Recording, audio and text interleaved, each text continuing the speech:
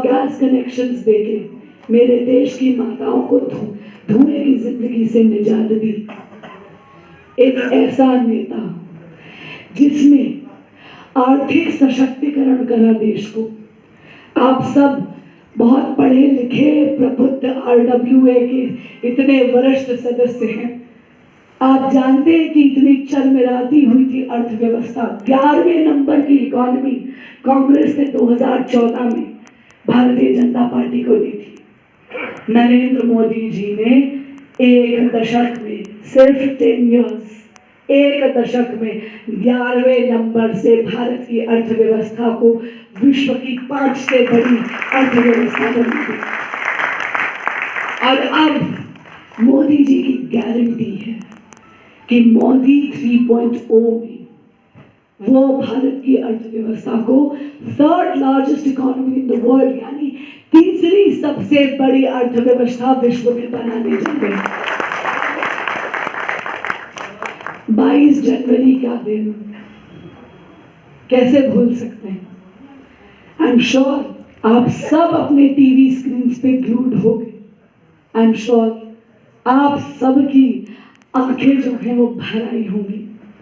500 साल का हमारा संग्राम, हमारे वजूद की लड़ाई, हमारी अस्मिता की लड़ाई, हमारे सर्वस्व की लड़ाई, इतना सुखद समापन यशस्वी प्रधानमंत्री श्री नरेंद्र मोदी जी ने 500 साल बाद एक भव्य राम मंदिर का निर्माण ही नहीं करा,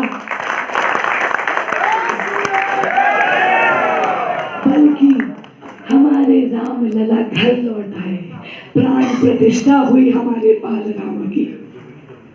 तो आप मुझे ये बताइए, वो व्यक्ति जो कहता है वो करता है, चाहे वो धारा 370 हटाना हो,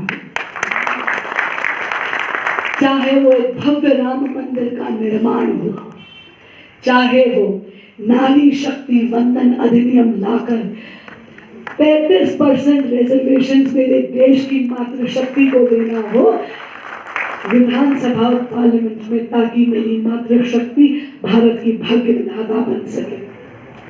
तो ऐसे व्यक्ति को जो विकसित भारत का संकल्प लेता हो, ऐसे व्यक्ति को तीसरी बार देश का प्रधान सेवक आपको बनाना चाहिए ना?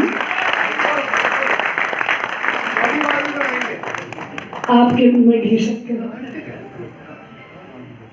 मेरा विनम्र निवेदन होगा, जब आप अपना मतदान देने जाएं, then choose Bharat not Bharti.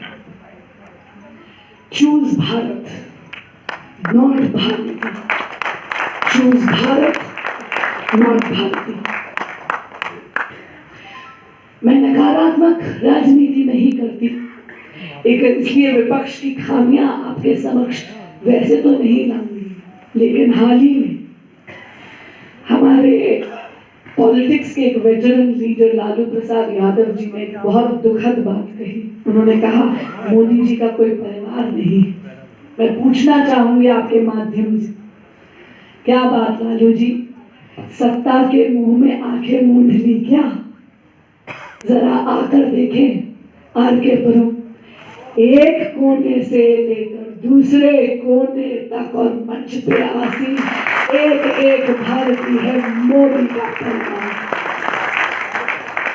इसलिए 2024 के चुनाव में कमल के फूल का बटन दबाकर हमारा जो संकल्प है, अब की बार 400 बार, उस संकल्प को सिद्धि तक ले जाने में मेरा विनम्र निवेदन है, अपने मत का योगदान अवश्य करें। अगली बार जब आपके बीच में आऊंगी तो बेहतर गला और बेहतर आवाज लाऊंगी। बहुत बहुत धन्यवाद। लेकिन हाँ, आज जिस तरह आपने मेरी झोली अपने आशीर्वाद से भर दी है, इतना बता दूं, आजीवन ऋणी हो गई।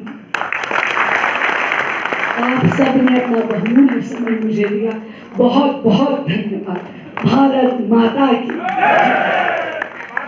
आपकी बात सुनी, मैडम की बात सुनी।